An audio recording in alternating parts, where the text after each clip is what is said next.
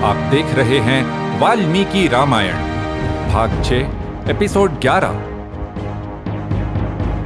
अंगद और अन्य वानर जोर जोर से गर्जना करते हुए हर्षोल्लास के साथ किष्किंधा पहुंचे।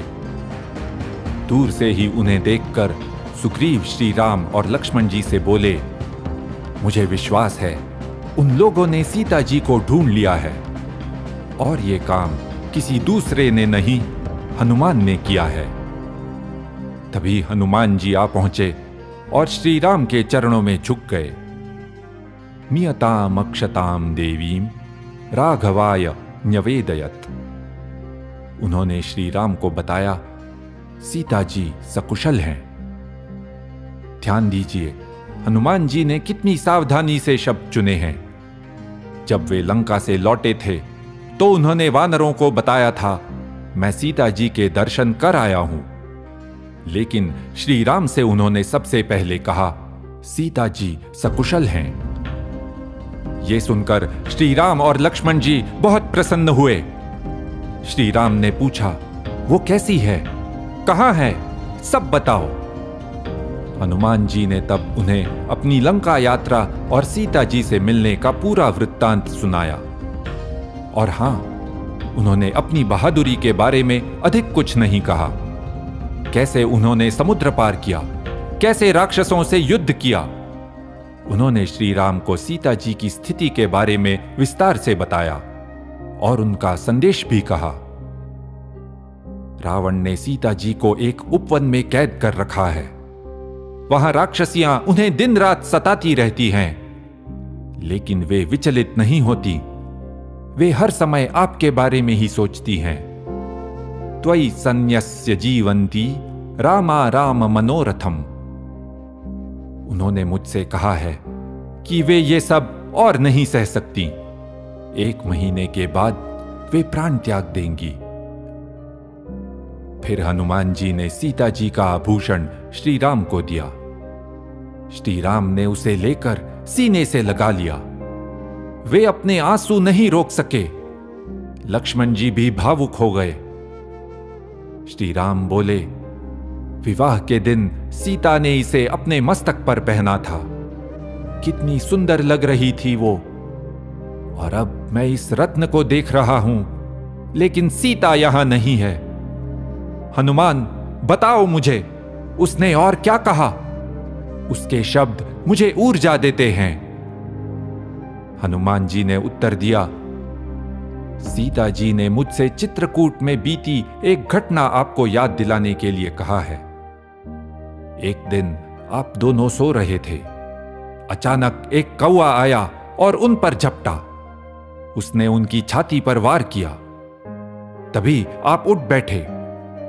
आपने देखा कि सीता जी पर घाव लगा है और कौवे के पंजों पर खून है। आप क्रोध से भड़क उठे थे, उसे मारना चाहते थे, लेकिन अंत में आपने उसे दंड देकर ही छोड़ दिया। सीता जी ने कहा है, आप मुझ पर हुआ एक मामूली अपराध भी सहन नहीं कर पाए थे, तो अब आप मुझे क्यों नहीं बचा रहे हैं? आप तो सर्वश्रेष्ठ योद्धा हैं। आप रावण को मार डालिए, इन राक्षसों का विनाश कीजिए। मैंने उन्हें आश्वासन दिया। श्री राम हर समय आपको बचाने के बारे में ही सोचते रहते हैं। अब मैंने आपका पता लगा लिया है, तो श्री राम, लक्ष्मण और वानर दल यहां आकर इन राक्षसों को अवश्य पराजित करेंगे। देवी, आश्वस्त रहिए, धीरज बनाए रखिए। बहुत जल्द आप यहां वानरों की गर्जना सुनेंगी। क्षिप्रम द्रक्ष्यसि राघवम लक्ष्मणम च लंका द्वारम उपागतम। आप शीघ्र ही श्री राम और लक्ष्मण को लंका के द्वार पर देखेंगी। और इन्हीं शब्दों के साथ वाल्मीकि रामायण का 5वां कांड पूर्ण होता है। सुंदरकांडम संपूर्णम। किष्किंधा कांड के अंत में वानरों के सामने एक चुनौती थी कि 100 योजन का समुद्र पार कर लंका कैसे पहुंचे। ये चुनौती केवल हनुमान जी ने स्वीकार की थी। सुंदरकांड में हनुमान जी ने लंका जाकर कैसा अद्भुत पराक्रम कर दिखाया। हनुमान जी की शक्ति और बल तो सभी जानते हैं, लेकिन वाल्मीकि जी हमें हनुमान जी के अनेक अन्य गुण भी दर्शाते हैं। याद कीजिए, उन्होंने कैसे रात के समय लंका में प्रवेश किया था। इसके बाद कितनी सूझबूझ से सीता जी को खोजा। उनके सामने जाने के लिए उन्होंने सही अवसर की प्रतीक्षा की और फिर सीता जी से इस प्रकार बात की जिससे वे आश्वस्त हुईं, उन्हें आशा मिली। फिर उन्होंने लौटने से पहले राक्षसों की शक्ति परखने का निर्णय लिया। बंदी होते हुए भी उन्होंने रावण के साथ बराबरी से बात की और बाद में उन्होंने राक्षस राज को उसी की भाषा में उत्तर दिया, आक्रामकता और ताकत की भाषा। लंका में हर प्रसंग में हनुमान जी की बुद्धिमत्ता और सूझबूझ का दर्शन हुआ। कैसे उन्होंने काम पूरा करने का लक्ष्य बनाए रखा, चाहे कोई भी बाधा हो। हनुमान जी का साहस कितनी प्रेरणा देता है। हमारे सामने जब कोई बाधा या चुनौती आती है तो हम हनुमान जी को याद करते हैं। उनका नाम लेते ही हमारा भय और संदेह दूर हो जाता है। हमें अपना कार्य करने की शक्ति मिलती है।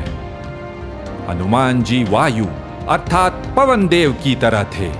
उन्हें रोकना असंभव था। हर कठिनाई में उनकी सीख को याद करें, कभी हार न मानना। अब युद्ध निश्चित था और यही वाल्मीकि रामायण के अगले कांड युद्ध कांड का विषय है। लेकिन लंका पर आक्रमण से पहले सुग्रीव की सेना को समुद्र पार करना था। हनुमान जी ने जब सीता जी से कहा कि वानर सेना जल्द आएगी, तो उन्होंने भी यही पूछा था, कथम नु खलु दुष्पारम तरिष्यन्ति महोदधिम। वे उस अपार समुद्र को कैसे पार करेंगे? उस समय हनुमान जी ने तो इतना ही कह दिया था कि जब मैं यहां आ सकता हूं तो दूसरे क्यों नहीं। लेकिन हम जानते हैं कि जो हनुमान जी ने किया वो दूसरे लोग नहीं कर सकते थे। तो फिर वे कैसे उस पार गए? योजना सीधी थी, लेकिन कल्पना से परे भी थी। और हां, इसमें वाल्मीकि जी ने तैरने वाले पत्थरों का कोई उल्लेख नहीं किया है। ये सब और आगे भी बहुत कुछ हम देखेंगे रामायण के 7वें भाग में। इति ह आस, ऐसा ही हुआ था।